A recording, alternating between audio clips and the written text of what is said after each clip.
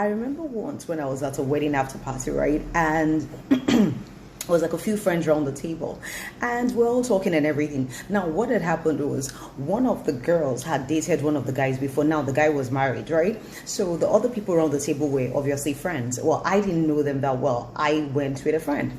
So anyway, so one of the guys now said, oh, that, you two, this would have been your wedding we're attending, if you guys hadn't broke up. But the guy was now married to somebody else and everything. So the guy now asked the girl, like, why did you even break up with him in the first place? I remember then you were complaining about a few things.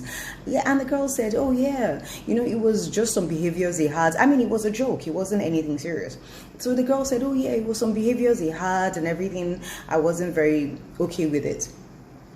And so she went on to talk about the behaviors, like, oh, he was aggressive, he was always partying, like drinking all the time. And to be fair on her, like, he was on that table, like, just chugging back brandy and stuff. Anyway, so she now said, well, all those things she could handle, but womanizing, like, he was a womanizer and everything, she could not handle that. So in the guy's defense, he was trying to defend himself, but in the process of that, he also made her feel very small. So he kept saying to her, well, I'm married today and, I love my wife and my wife is okay with my behaviors and everything. She's fine with it, blah, blah, blah. And that's why you're still single. And so all the girls on the table kind of got involved and, so it was like men against women sort of thing.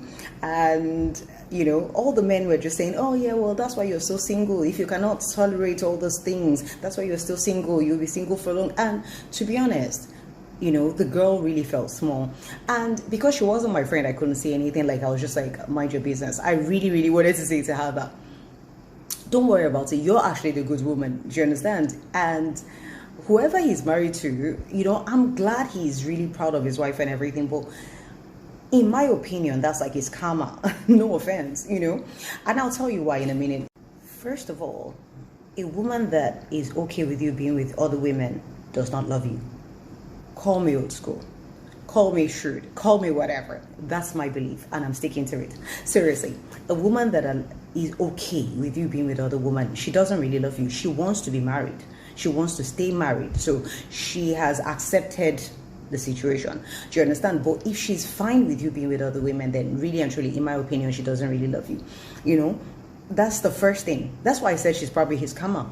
So secondly, I was looking at him literally like chugging back chugging back brandy. And if everything seems fine and she's not saying anything, don't get me wrong, obviously this is something he's been doing for a while. He's not going to throw it under the table overnight. It's not something he can get over overnight. But at the end of the day, the way he said it was like, oh, she's fine with, I can drink as much as I like, I can do this, I can do that. She's not protecting him from harm. What about his liver? What if anything happens to him? Do you understand? That, there's a problem with that. So here's the thing, right? Every man at that table seemed to have the same opinion that a good woman is supposed to be subservient, is supposed to be a doormat, is supposed to accept any behaviors thrown at her, and that's the only way she can stay married, right? But does that actually make her a good woman? Now, what had happened was lately I'd been seeing so many things about, oh, women this, women that, this woman is bad, this woman is good, this woman. So I was thinking to myself, you know what? I wanted to sit down and really, really research what, in my opinion, is an epitome of an ideal woman, right? Now, please don't mind me. I tend to use characters from the Bible a lot, only because it's accessible. If I use my friend or somebody I know, other people don't know that person. So I tend to use characters that are very accessible. And like I said, I tend to stick to the Christian religion because that's what I'm familiar with. So bear with me. If you don't know the characters, you can look it up online. All right? Okay, so I went on to research to find out what, in my opinion, was the epitome of an ideal woman. So what I found was this. There were 3 very distinct women in the Bible, and they had quite similar characters, but there were certain things about them that stood out. I just wanted to point out that these were very beautiful women, even though they had other distinct characters that made them stand out from other women in the Bible. So first of all, we're going to be looking at Rebecca. Now, the distinct character Rebecca had was open eyes. Now, when I say open eyes, I'm not talking about literal eyes. What I'm saying is she kept her eyes open to pinpoint those that are in need. Am I making sense? She kept her eyes open to see the needs of others. Now, what had happened was Abraham had sent a servant to his home country to pick a wife for his son, right? So the servant got there and prayed that any woman that offers him water to drink, and doesn't just offer him water to drink, offers his camels and whatnot, and his entourage water to drink as well, that's the woman he was going to pick for the wife. Now, she had no idea that the servant had done this prayer. All she did was kept her eyes open for people in need. Now, it was a selfless act. She got to the well and she saw the servant and she offered him water to drink, and she was thinking in her mind, okay, you know what, all the camels and everything would need to drink water as well, and she did that, and that made her an ideal woman for Abraham's son. Now, what I'm trying to say is, I think the distinct character is selflessness, is that act that you're not just, it's that unselfish character. It's not just about a woman that is able to see the needs of others, a woman that is able to go outside of herself and care for other people. That's a distinct character in what I think would be an ideal woman. Am I making sense? So this is a woman that she's not selfish. She cares about other people. She cares about other people's needs. She keeps her eyes open to see the needs of others and tries to see how she can meet those needs.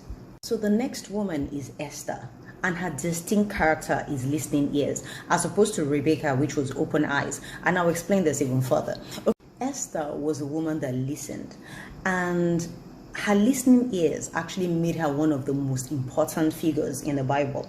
Let me explain to you. She always sought wise counsel. Now, while she was in the king's palace with the maidens waiting to meet with the king, she sought counsel from the chief maid of the palace. Now, maybe the other women felt like, oh, we're too big to find out, we're too big to talk to this person, we're too big. But she humbled herself and she went to ask for advice, even down to what to wear. Now, the chief maid gave her a very good advice, told her what to wear, told her what to do, told her that the king actually preferred her over all the other women. So she listened to that. Now, when the king's life was in danger and her uncle Mordecai called her and told her about it, she listened. She went back to tell the king about it, protecting him from harm. Not a lot of women would risk their lives for people they don't even know. Let's be fair, do you understand? But because yes, they were her people, but she didn't know them personally, and not a lot of women would do that. With Esther, it was very good listening ears. She was able to seek counsel. She was able to display humility. She was able to display faith. She was able to display bravery, and which is what has made her one of the most significant characters in the Bible. The last woman I'm going to talk about is Ruth. Now, with Ruth, it's a faithful heart. This is what I call loyalty to the core. I mean, look, at the end of the day, I'm not even really going to talk about her character, but if you have somebody in life, for me, I'm very big on loyalty, right? Like, it's the way to choose friends, not just even a romantic partner. It's the ideal way to choose friends. You need people in your corner that when all the chips are down, they're not going anywhere. Through thick and thin, they're going to be there with you. And you should be prepared to do the same for them. So it's not a one-way thing. It has to be a two-way thing. Now, what Ruth did was she could have gone, the other sister-in-law, the other wife, left and everything. She didn't want to, but she left. She could have gone as well to her own people. She was a foreigner, but she stayed with Ruth, knowing fully well that it was very possible she would never get married again. But she stayed with Ruth. She was faithful and she was loyal. It was a very, very selfless act. Now, what these three people have in common is selflessness. However, they displayed it in various diverse ways, but they also had distinct characteristics about them. So here's what I'm saying. In my opinion, being the epitome of a good woman is not just about being silent and allowing everything slide just to stay on the good sides of the man. Having open eyes, listening ears, a faithful heart, loyalty, bravery, faith, and all those characteristics is what I believe an epitome of a good woman should be. Namaste.